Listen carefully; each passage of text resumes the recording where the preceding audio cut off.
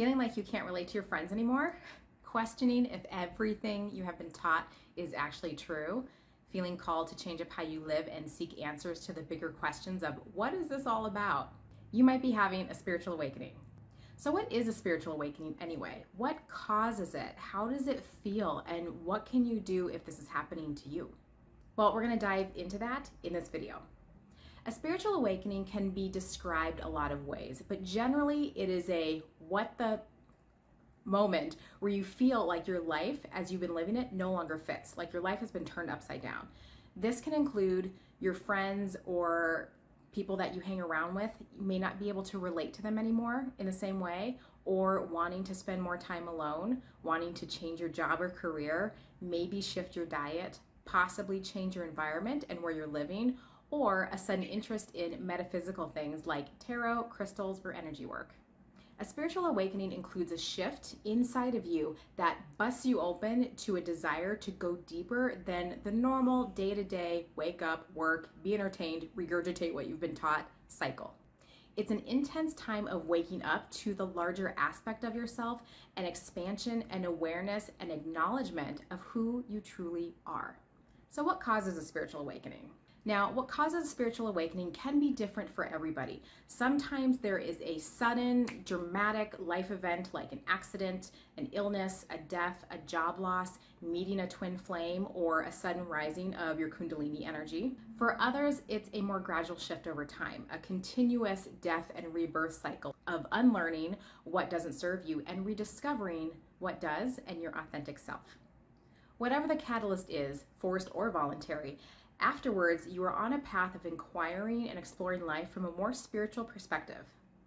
Common signs of a spiritual awakening are, number one, you feel like you can't relate to life the way you did before. So you feel disconnected from it, and it's kind of confusing to you because you can't enjoy things the way you previously did, which leads me to number two. Number two, you feel alone. Going through a spiritual awakening is not easy. It's like the analogy of being in a bar surrounded by people who are wicked drunk and you are the only sober person in the room. You can't relate to people because you're not on the same wavelength, literally. Number three, your belief shifts. So this is a time where you may revise what you choose to believe because what you've learned before no longer serves who you are becoming. This can be deeply connecting with new ideas, ways of thinking, or pursuing different passions. As your beliefs shifts, your priorities do too. Number four, you have a desire to add or subtract things from your daily habits. For example, now you might make a priority to spend more time in nature or take better care of your body or try meditation and maybe release things like the habit of watching the news every night or binge drinking on the weekend. Number five, this goes without saying, but defining what spirituality is and what it means to you becomes much more important. Number six, you become more intuitive. This is where you may have new abilities show up, seeing angel numbers everywhere, or noticing the interesting synchronicities popping up. You just start to feel more in tune with yourself and what is going on around you in your environment.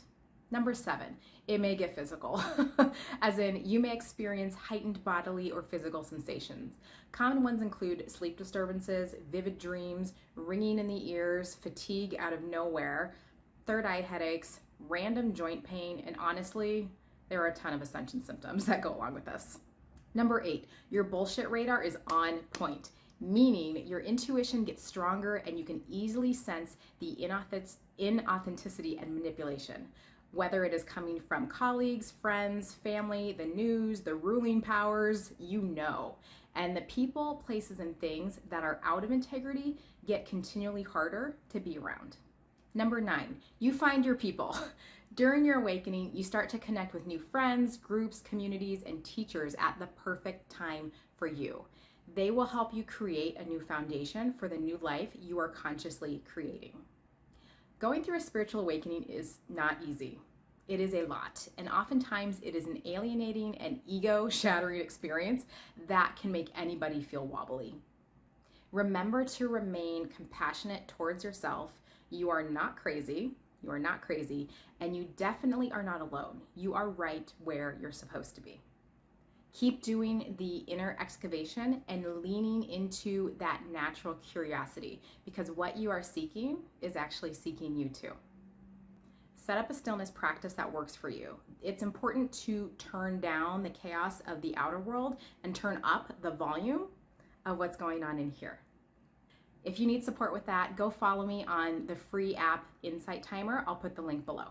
And if you're looking for book recommendations to navigate what's going on in the world or have a better understanding tuning into your body, check out the links below for my books about body and spirit in my Amazon store. If you're on a spiritual awakening journey, I'm so proud of you. Keep going, and I'm happy that you're here. Please subscribe to my channel if you're on a spiritual awakening journey and you want to feel good while doing it. Have a good week, and I'll see you in the next video.